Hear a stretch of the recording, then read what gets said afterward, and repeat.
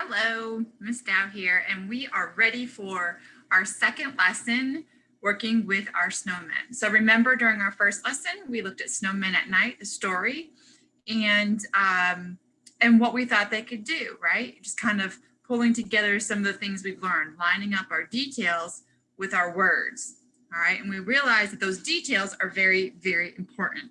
So now we're ready to build on that. So we are going to look at changing our perspective.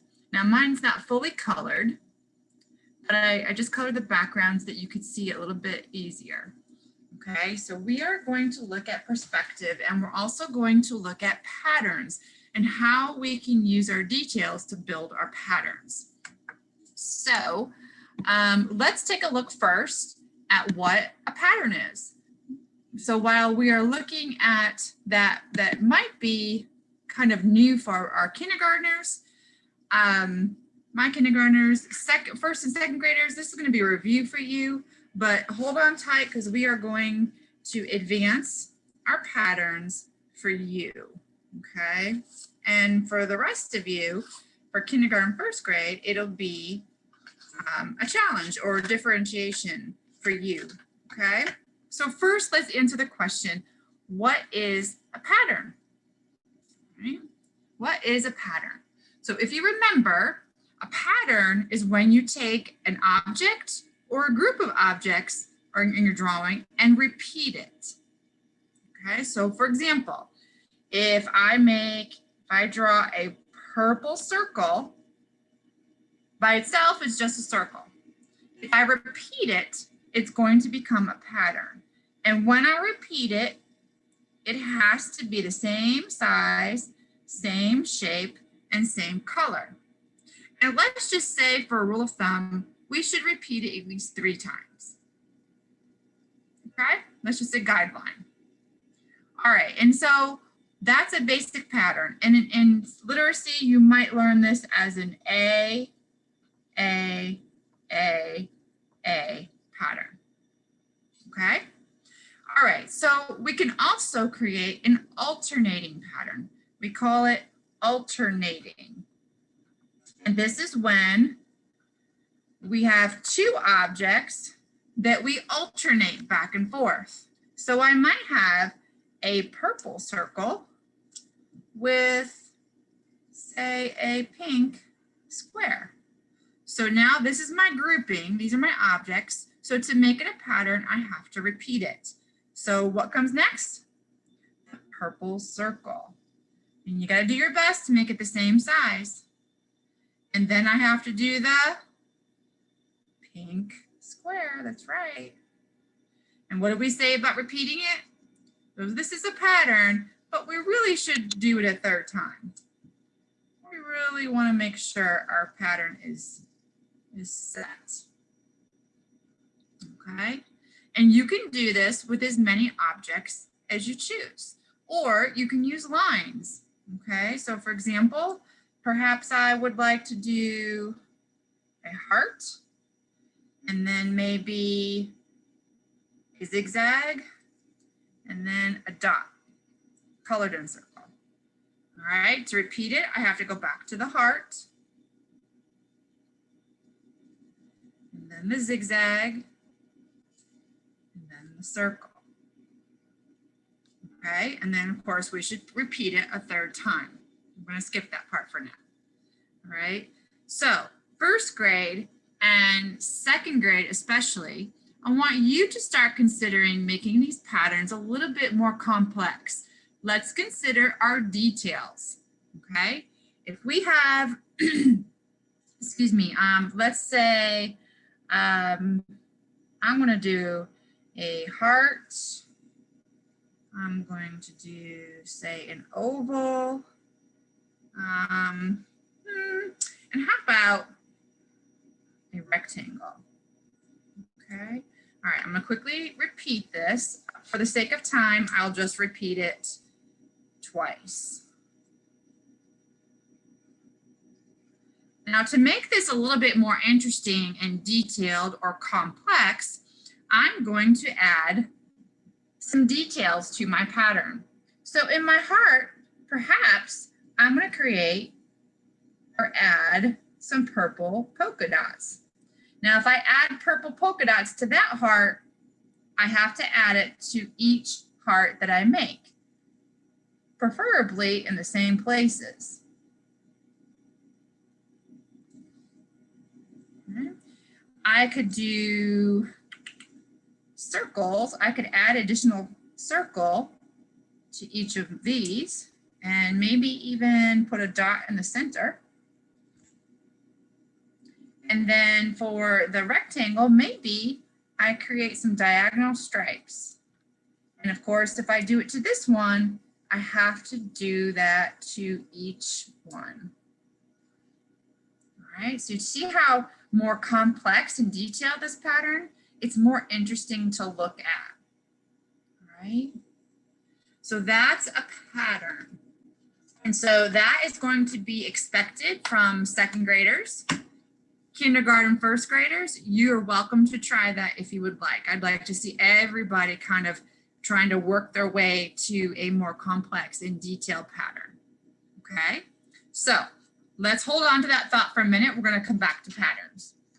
So next, we're going to start altering our perspective. So we have been talking about near and far and big and small. Okay, so what is perspective? Perspective is the way that you see things from your perspective, from where you're standing. Okay, so sometimes if you're standing somewhere, like for example, let's pretend I'm standing or you're standing, if you've ever played baseball, and you're standing on home plate, getting ready to hit the ball, okay? And you're looking out at the outfield. The ball, when the pitcher has it, is going to look smaller than when it's right in front of you and you're about to hit it. If you can see it, it's probably going pretty fast, okay? Or maybe this would be a better example. How about an airplane? If you're standing next to an airplane, it looks huge. But when you see it, when it's flying way up in the sky, it looks tiny, like a bird, okay? That's because your perspective changed, okay? It didn't grow or shrink. Your location changed, okay? So we've been practicing drawing things far away in our pictures, and they're small and less detailed. When they're close to us, they look very detailed and much bigger. All right, so we just said if something's up in the sky, it looks a lot smaller than when it's down low. So think about how that changes for something like an ant or a mouse crawling on the ground. What do we look like to them? So we are going to draw our snow people with a different perspective. We're going to pretend we're ants and we're down the ground and our snowmen or snow women or snow people just found us and they're looking down, they're surrounding us and looking down on top of us. All right, so this is how we're going to start it off.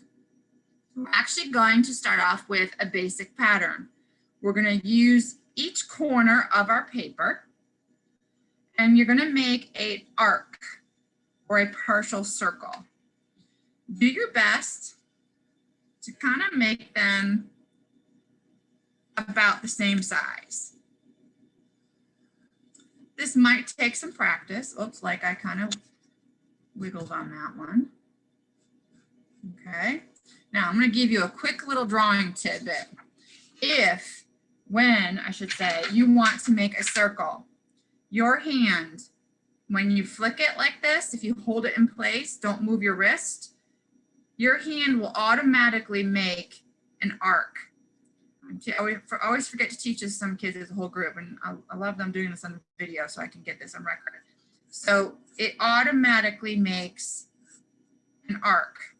So if you do that and you need to make a circle and you turn your paper twice, putting your hand in the same place, when you're done, you have a pretty decent circle. Now I have to refine it a little bit, but that's generally a circle. So Sure, you can go find things to trace if you want, but if you practice, you can just flick your wrist and you get that circle, right? So if you do that on each corner, if you put your hand on the corner and just flick that wrist, you get that arc, okay? It comes with practice. Don't get frustrated if you can't do it. You're only in kindergarten, first and second grade, okay? So you're learning. All right, so that's the base of our snow people. Now we put the head. So if you remember, I'll come back and I'll show you my picture that I've kind of already drawn. Okay, so we did that circle. Now we're gonna make the circle for each of the heads. So all you're gonna do is gonna go in here and add your circle for each head. Notice how I'm not really moving my hand.